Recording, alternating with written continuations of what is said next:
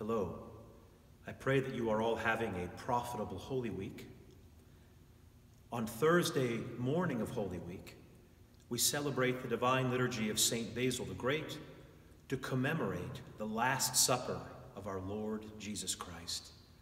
I would like to offer a couple of reflections on that Last Supper by first recognizing that we are called together on Thursday morning and on every Sunday morning and at every liturgy to share a meal together. That's a very normal human thing to do. Everyone does it.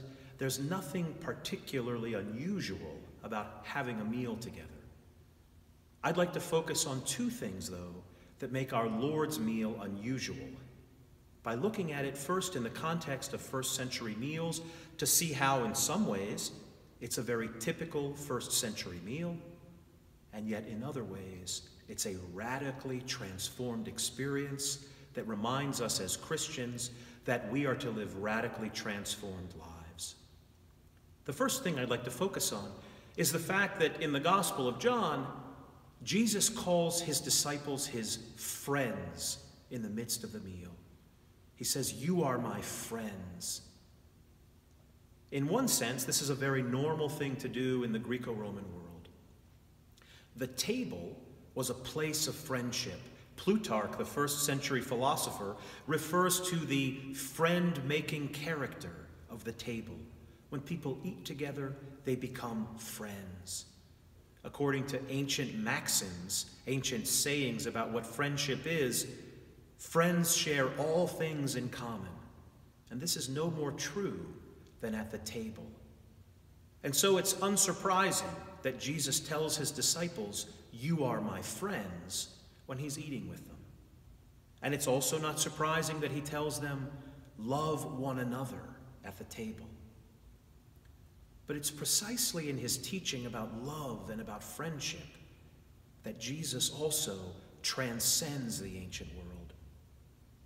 Because, as I said, in the ancient world, people talked a lot about what friendship means. They said, as I said, things like, friends share all things in common. But another quality about friendship was, you love your friends and you help your friends, but you hate your enemies and you harm your enemies. The teaching of our Lord, though, is that we love our enemies. It's a radically transformed ethic. It tells us that when we eat together the Lord's Supper, in one sense, we're just eating a meal together, but in another sense, we're eating a meal that reminds us that our true food is nothing on earth, our true home is not this earth, and we don't behave like people on this earth. We are transformed. We don't just love our friends, we try as much as we can to love even our enemies. Let's look more closely at the fact of a meal itself. Ancient meals regularly reminded people that they were going to die.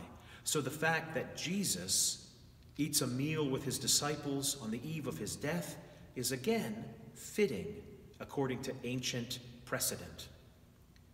He's also anointed at a meal for his burial. That also is not that unusual. It's certainly unusual to be anointed for burial at a meal, but what I mean is the idea that someone's death would be evoked in a meal is very much in keeping with ancient practice. We know from ancient archaeological excavations that ancient dining rooms were covered with graffiti or even beautiful paintings of skeletons and of other things that reminded people that today we may eat and drink, but tomorrow we die. So let's enjoy ourselves while we can. Plutarch, again, even talks about how meals in Egypt would often, sometimes in a joking way, but sometimes in a very serious way, involve people bringing in a skeleton and placing it at a table with everyone who was eating. The idea is, eat and drink, because tomorrow we die.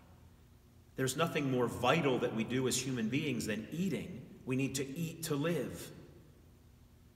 And so we must eat as long as we live, because our life is ending soon. This is the message from any ancient meals.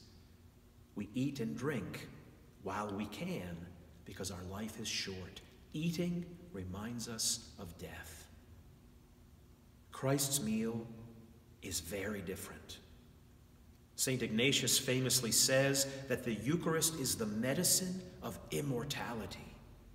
Christ's meal is not a reminder that we die, it's a reminder that we live.